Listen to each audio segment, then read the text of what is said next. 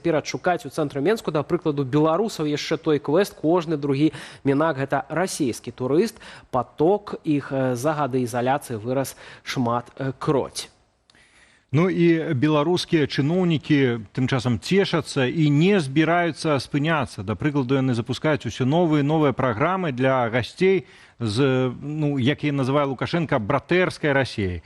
Вось і беларуская чыгунка вырашыла таксама не адставаць, і падрабязнасці ў нашым матэрыяле. 22 жніўня беларуская чыгунка зладзіла першы выезд новай турыстычнай праграмы «Пярліны Беларусі». Яе распрацавала турагенцтва чыгункі «Дартур». Гэта супольны праект з расійскай чыгункай, які скіраваны перадусім на расійскіх турыстаў. Стартуе тур у Маскве. Цягам 2 дзён ахвочыя наведваюць Гомель, Магілёў, Шклоў. Апошнім пунктам пазначаная Александрыя, вёска, дзе нарадзіўся Александр Лукашенко. Як сцвярджаюць чыгуначнікі, падчас туру расейцам паказваюць славутасці. Гомельскі палац румянцевых паскевічаў, Магілёўскі краязнаўчы музей, Буйніцкае поле і касцёл Успення Дзевы Марыі. У Александрыі турыстаў водзяць у школу, дзе вучыўся Лукашенко. Стары будынак ператварылі ў музей і на Трафімаў крыніцу. Яе арганізатары называюць гаючай. Са словаў расійскага віцэ-прэм'ера Дмітрия Чарнышэнкі, узаемны турыстычны поток паміж Беларусю і Расіяй летась дасягнуў 670 тысячаў. За першыя 3 месяцы гэтага года ён склаў ужо 130 тысячаў, ці на 6% больш, чым за такі ж перыяд летась. Александр Гойшык, падарожнік Салігорскую, блогер, вулічны артыст з намі на відэасувязі. Александр, добрый вечар, дзякуй, што знайшоў час далучыцца да нашага эфіру. Добрый вечар, дзякуй, што запрасілі. Сапраўды, бачым ужо досыць працяглы час у Беларусі дзейнічае бязвізавы рэжым для краінаў Еўропы, і наведаюць актыўна і палякі, і немцы прыязджаюць у Беларусь. Аднак все ж такі стаўка робіцца на расійскіх турыстаў, і Лукашенко нават загадаў патруціць усіх прусакоў у гатэлях, абы прыехалі да нас вось гэтыя замежныя людзі, якія выдаткоўваюць свае еўрыкі. На твой погляд, чаму менавіта все ж такі стаўка робіцца на расійскіх турыстаў і вось робяцца такія маршруты? Зразумела, па-першае, што ўсё-такі рынок расійскі у нас увесь час незалежнасці ўсё фактычна арыентавана туды. Увесь час самазваны прэзідэнт кажа пра гэтую агромістую краіну, і у нас няма мяжы, то бок нават калі б, умоўна скажам, адмяніліся візы, вось адмененыя візы для еўрапейскіх турыстаў, тых нешматлікіх, каму сапраўды цікава пабачыць які-небудзь там краязнаўчы турызм, штосьці такое, яны чытаюць ж таксама бачаць, які знаходзіцца, што адбываецца на межах, які калапс, і зразумела, што іх колькасць будзе, я сказаў бы, зусім мінімальнай. Все-таки для расіянаў межаў няма ніякага моўнага бар'ера.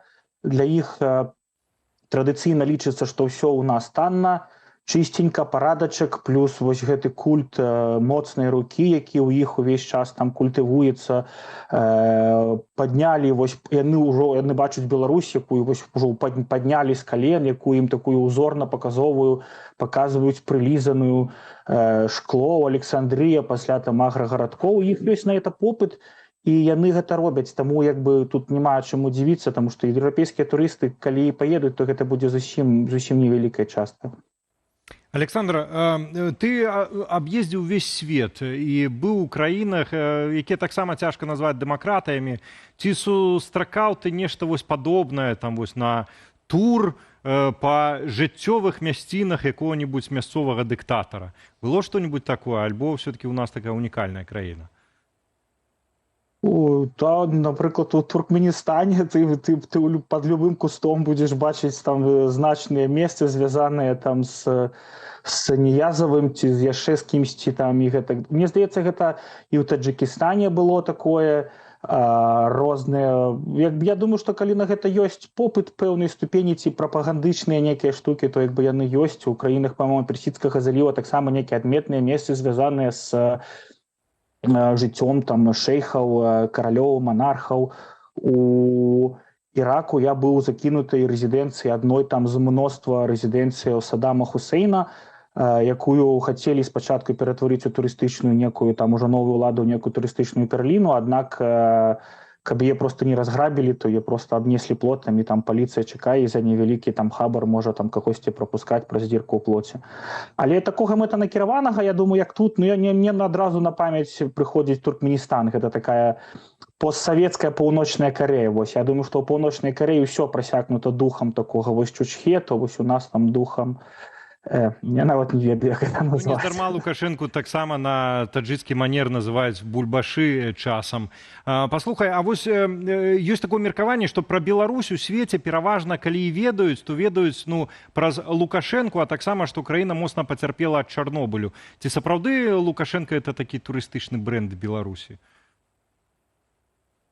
Не, я з такім не сутыкаўся. Я чуў, абсалютная большасць, напрыклад, у Лацінскай Амерыцы, яны в прынцыпе не ведаюць, што такая краіна ёсць, таму што яшчэ па-іспанску будзе Беларусія, яны чуюць Беларусія, у іх адразу асацыяцыя Русія, ім трэба прачытаць лекцыю, расказаць, што гэта не Расія, што гэта асобная краіна і так далей. Напрыклад, у Злучаных Штатах ці ў Аўстраліі, у Новай Зеландыі даволі часта людзі нешта чулі, таму што ў іх у СМІ даволі добра асвятляліся ўсе падзеі 20-го года і ўварванне в Украіну з тэрыторыі Беларусі. Яны трошачкі ведаюць, але тое, што там Лукашенко нейкі турыстычны брэнд, я думаю, што вось за выключэннем такой вось вельмі прасавецкі настроенай часткі катэгорыі насельніцтва Расіі ці нават іншых пасавецкіх рэспублікаў, дзе ўсё яшчэ культывуецца вось гэты культ там да того бацькі, вось гэтага парадак, там вось гэтыя там кароўкі пасуцца і там калгасы, там трактары і гэтак далей. Я думаю, што гэта такога брэнда, да і в прынцыпе яго і не можа быць. Асабліва пасля 20-го года, калі весь свет бачыў, што робіцца пасінелымі пальцамі. Але часамі бачым у турыстычных месцах там прадаюцца розныя сувеніры, напрыклад, там з выявай Пуціна, з выяваў нейкіх дзеячоў савецкіх. Ці можа так здацца, што ў хуткім часе ў Беларусі таксама будуць шматлікія сувеніры з выявай Александра Лукашэнкі, і вось яны будуць карыстацца папулярнасцю, прынамсі, у расійскіх турыстаў?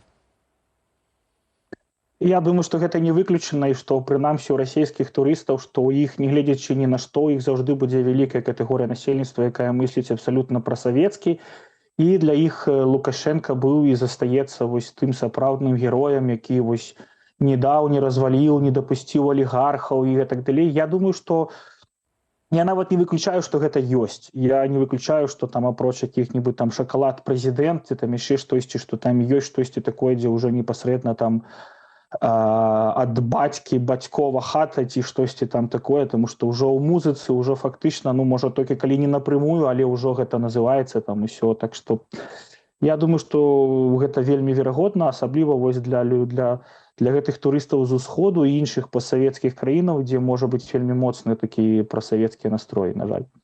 Александр, яшчэ цікава, што вось часамі ролікі запоўненыя менавіта расійскімі турыстамі ў інстаграме, там тиктокі, якія выкладваюць фотаздымкі ці відэа з горадні і кажуць: ой, это прям как маленькі Пітер. І адразу такая крытыка ўтраецца там ад беларусаў. Ты пачытай, калі горадня была заснавана і калі быў заснаваны Пітер. Вось што б ты параіў расійскім турыстам вывучаць гісторыю перад прыездам да нас? Ці гэта не так важна?